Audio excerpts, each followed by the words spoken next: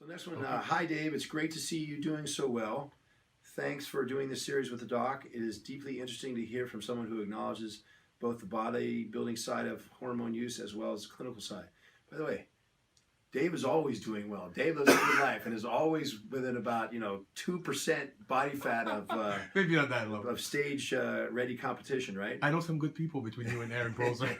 Can you please ask Dr. Rand to compare and contrast Aromatase, Femara, and Aromatase in the context of HRT, meaning consistent use, not just short-term cycling?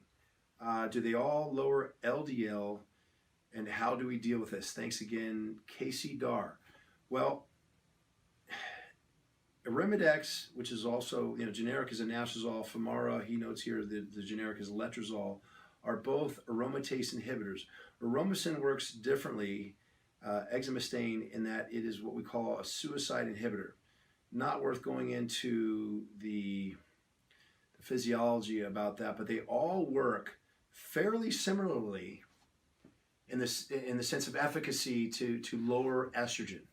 Okay, and that's what we're after here. When I was doing my organic chemistry, I actually focused on the AIs, the aromatase inhibitors, because just the interest from the years of wanting to know more about this and being involved in it the way I was and still am. As I understand it, as I recall, it's been a while, letrozole was actually invented first as an aromatase inhibitor. The problem with it was we found that it mildly elevated liver enzymes, but it's much more potent as an aromatase inhibitor than is anastrozole. So, for example, in comparing for most people, everyone reacts a little differently. You could use 2.5 milligrams of letrozole maybe once every 4 days compared to, in some people, anastrozole 1 milligram every day, or Is that too much? 1 milligram every day? Well, again, it all depends. How do we know? It's too much if it lowers your estradiol, again, which we use as a surrogate marker for total estrogens, to below 15 or 20 picograms per milliliter. But most people don't get tested, though. They don't. Well, that's a problem. I mean, why not? Get tested, find out where you're at. It's so worth it. It costs much less than hiring a general surgeon, and you're going to want a good one. Yeah. I mean, you don't need a plastic surgeon, but then you're talking about tripling, a $3,500 to $6,000 procedure. Wow.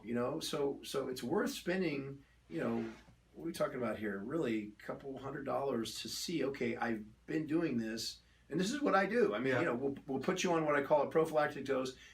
I choose anastrozole because standard of care says if I can get it done with something that has less possibility of a negative side effect, that's what I got to use. So that's standard of care. We use anastrozole rather than letrozole.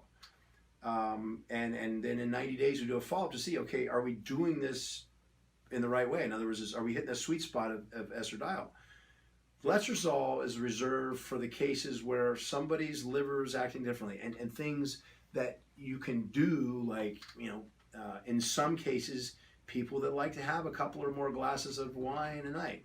I'm not here to lecture, but that's going to, who would I be? I'd be a hypocrite to, but you know what I'm talking about. I mean, there's a glass, every once in a while, there's a glass every night, or there's a bottle every night. Yeah. The point being that alcohol can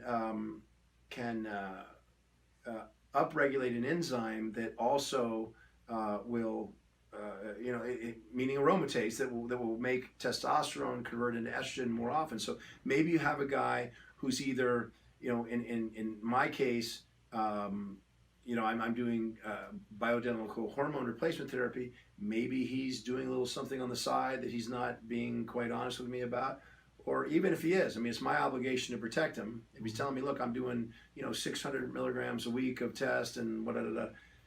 Okay, to use the alcohol example, if you're an alcoholic and you're drinking, a handle every night, am I supposed to say, well, I can't help you with your liver because you're not supposed to be doing that? I have to treat these people. So every once in a while, and I say I have to. I want to. It's my job. I want to help people, right? So, so you got to give them letrozole because the anastrozole 1 milligram every day isn't helping. It's not gonna cut it. And even I've tried 2 milligrams every day, and it just doesn't work. Wow. So then we switch to letrozole, and it's more powerful. And there's a mild increase in liver enzymes sometimes, but in my experience, no more than, say, if someone had a Tylenol the night before or a couple of cold beers. Oh wow. You know, so I don't see that big a difference. But again, we erred on the side of, well, this does function well enough, Yeah. so we choose an anastrozole before letrozole. Yeah. And again, without going into too much physiology, Aromasin does it differently, but with similar effects. So in answer to his question, for consistent use, I would choose either an anastrozole or Aromasin, honestly, because of the way it works with fewest side effects, as long as it does do its job. And then, do they all lower LDL? I think he means that they all lower HDL. And it's not really the effect of the drug itself directly lowering HDL, the so-called good cholesterol. And don't get me started on the cholesterol thing, but what happens is typically, actually, you might see a little bit of an elevation in the LDL, but you almost invariably see a little dip or more in the HDL because estrogen tends to promote better HDL, higher levels of HDL.